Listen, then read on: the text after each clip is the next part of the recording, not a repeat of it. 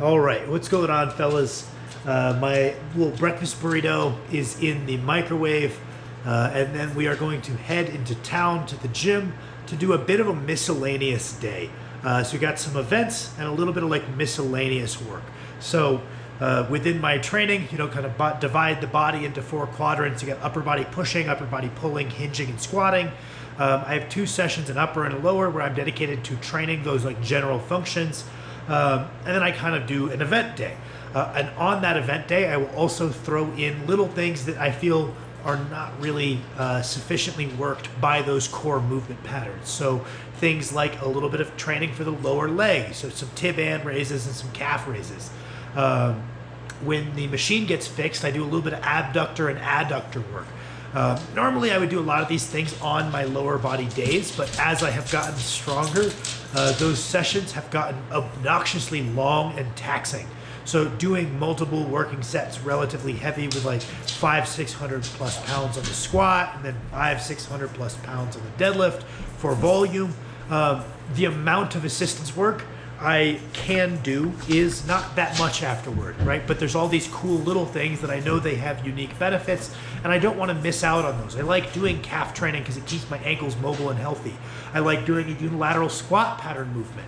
I like doing leg extensions because I feel like they keep my patellar tendons relatively healthy and strong. I like doing direct adductor and abductor work. I like my hamstring curls. I like my back extension. So right now, after my primary squats and RDLs, I'm doing a unilateral squat, some leg extensions, and abs. And then after my primary deadlift day, I do primary deadlifts, secondary squats, and then I will do more abs, hamstring curls, and back extensions, which kind of leaves some miscellaneous stuff that I move over to this event session. Now, if we get closer to a show, obviously the event session needs to focus up on the events. Maybe we'll space those events more through the week as we deprioritize some of those non-competitive movements like the squat, so we can come in fresh for the yoke. But for the time being, we kind of combine them. So I'm going to do that like lower limb training. I'm going to do a little bit of kind of work for the hips. And then also I always on this miscellaneous day will be doing some direct grip training. I also try to train grip every day in some capacity. So I will do my pull-ups at the end of every work set. I'll hit a 20-second hang. So weighted pull-ups is a good way to sneak in.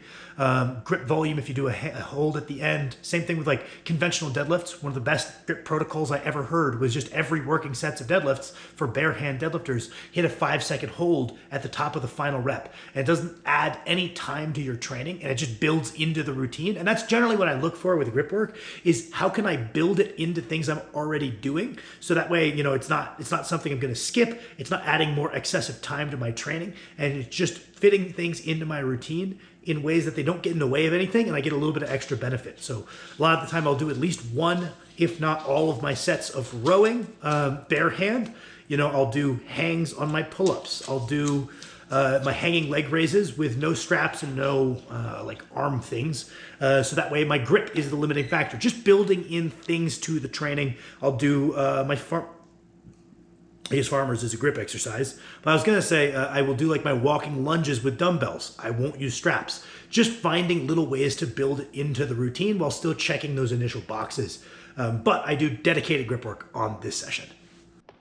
All right, I was watching that back and I realized I did not talk about the events too much. So I've got speed yoke, not too heavy, just getting back into the practice of like that pattern of accelerating rather than trying to overstride the initial part of the yoke. I find that's like one of the most common technical faults in the yoke, is trying to go straight to your top speed and trying to take these big steps right away rather than taking really short, quick steps and accelerating into your top speed.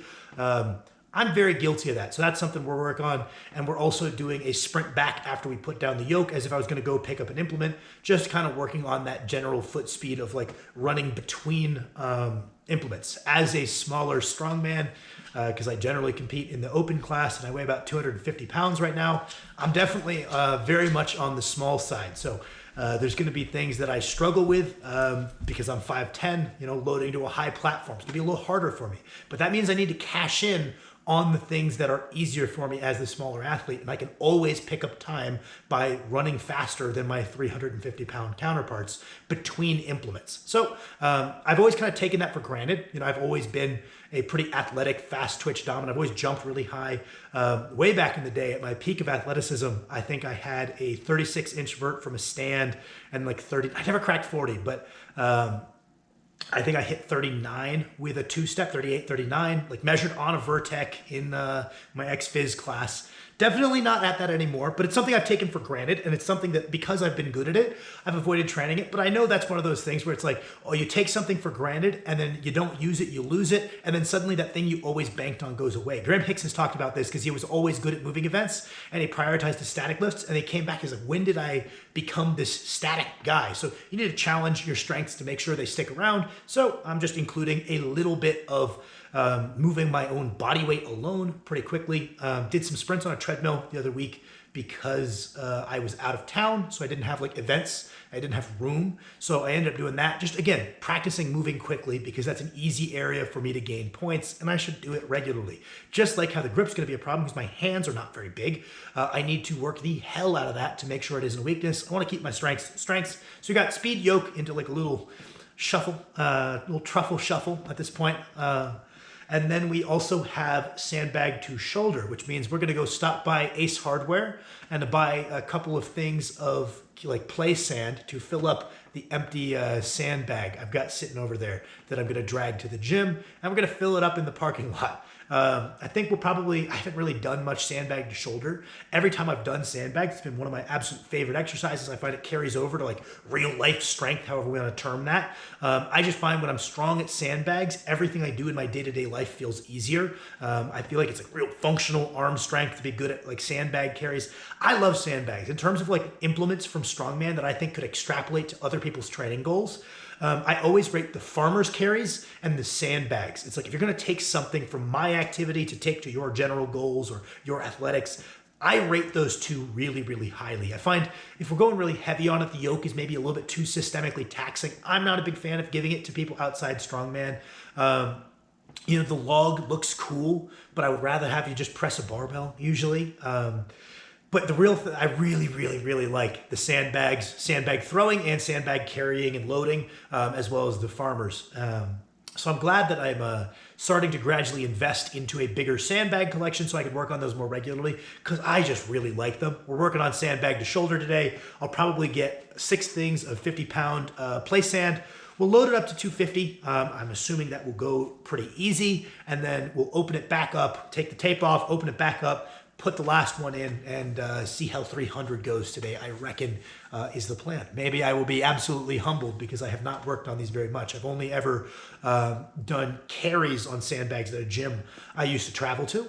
Have not done them to shoulder, but goddamn, I love sandbags. I love barbells, I love dumbbells, and I love sandbags. Those are kind of my favorite tools that I find myself leaning on the most often. I really like the glute ham raise. I like that tool because you can do a bunch of different exercises off of it.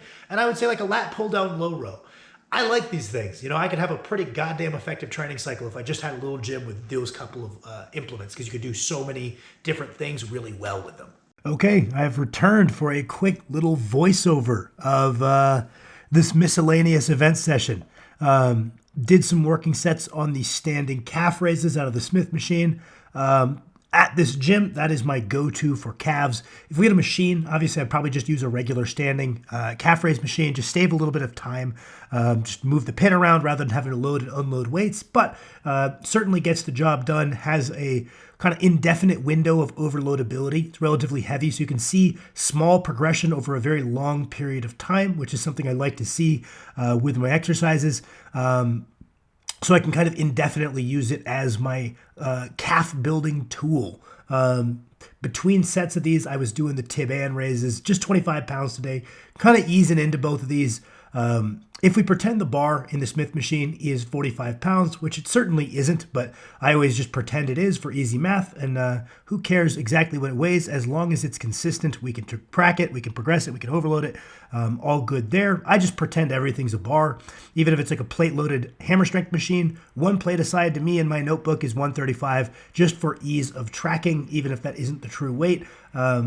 Saves me a little bit of math. And then after my tib and raises and my calf raises, I did these kind of slant board calf raises that were given to me by my physical therapist, Billy, in an effort to kind of bias towards tibialis posterior, basically just to help with some small lower limb pains I'm experiencing on my yokes and these little truffle shuffles I'm doing afterward. I do have permission to have the dogs out in the gym. You don't have to tell me that you wouldn't do that. That's fine. I got the green light from the boss man, and I was tired of slipping in my socks. So here we go. This was my top set. Nothing heavy at all. I believe this is about 460 pounds for a bit of speed work. Definitely nothing too heavy. We're going to push those a little bit heavier because I don't think that's quite heavy enough to challenge what I would like them to challenge. Pretty happy with my foot speed on there. The start, still not, a little bit amateurish, still a little bit of work to do, but whatever. Pretty happy with my speed on the way back, feeling pretty nimble. Then we moved on to the sandbag. Here it is at 250 pounds. A little difficult because it wasn't very tightly packed. Any of you who have done sandbags know they're a hell of a lot easier when they're tightly packed, easier to kind of grab onto than when they're kind of flopping around all over the place. Then we loaded it on up to 300 pounds. The sand I bought from Ace Hardware was being stored outside, so it was a little bit damp. So I assume this was a bit north of 300 pounds. When it dries out, it should be about 300 pounds.